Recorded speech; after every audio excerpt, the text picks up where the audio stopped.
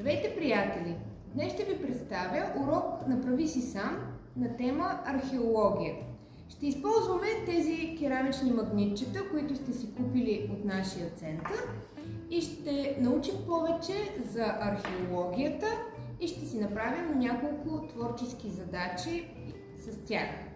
Магнитите са дребни сувенири, които си купуваме от различни туристически обекти, древни градове, музеи и от чужбина, например.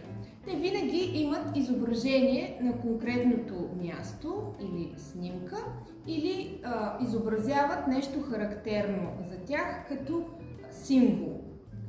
Нашето място е свързано с археологията и археологическите разкопки на могилата Малтепе.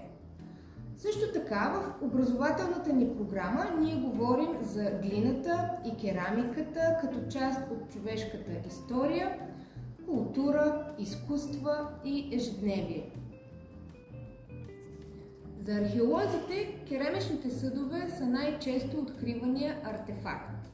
Фрагментите от счупена керамика могат да бъдат сглобени отново от реставраторите и благодарение на тях научаваме повече за различните форми на керамичните съдове, за тяхната употреба в миналото. Например, амфорите са много интересни съдове с характерните две симетрични дръжки. Те са използвани за съхранение и транспортиране на течности и храна в миналото. Също така археолозите намират и фрагменти, парченца от богато украсени съдове с интересна украса. Тяхната декорация е изработена с голяма прецизност от древните майстори и тези съдове явно са били по-специални за хората от миналото. Вероятно са използвани за ритуали или са били притежавани от царете и аристократите. Вашият магнит е с изображение на амфора. Един специален по форма съд, превърнал се в емблема на античността. Вашата задача е заедно с мен да довършим плочката, като я покрием с разредена тъмна боя и по този начин я състарим и я направим да изглежда като истински археологически артефакт, открит при разкопки. Необходими материали. Ще ви трябва съд с вода, купичка с вода, обикновена домакинска гъба, палитра, голяма широка четка с мек косъм и кафява акрилна боя. И не забравяйте да покриете масата с подходяща найлонова подложка. Ще сложа малко от боята в палитрата.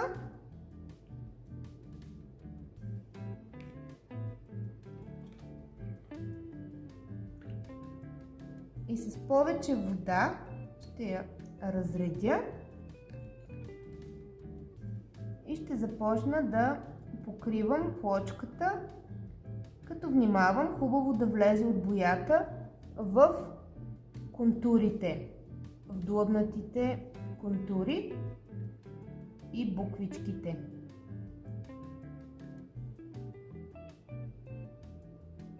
Така. Внимателно боядисвам и ръбчето.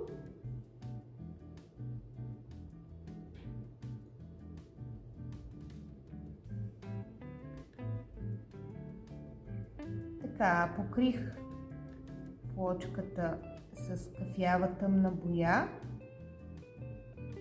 навсякъде.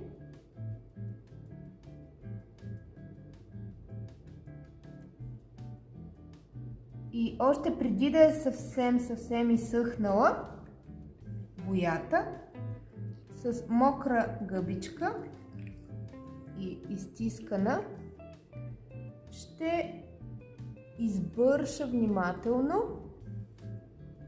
отгоре.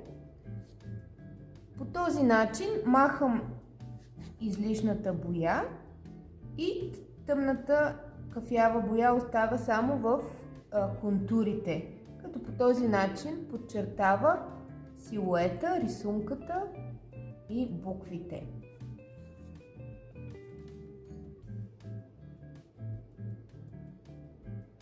По този начин вие създадохте свой собствен спомен, сувенир, магнитче от МАЛТП. По-нататък във видеото ще ви разкажа повече за тези интересни съдове, амфорите и защо са толкова специални за археологията. Амфората е античен съд с две дръжки. Прилича много на ваза с обло и яйцевидно тяло и тясно гърло. Изработвани от глина и рядко от метал или стъкло, а формата и размера им зависи от тяхното предназначение. Най-разпространени са били обикновените теракотени съдове с остро дъно, използвани като опаковка при транспорт и търговия с различни хранителни продукти – вино, зехтин, осолена риба, плодове и други. Размерите им са от малките 30 см съдове до огромните, високи по 150 см.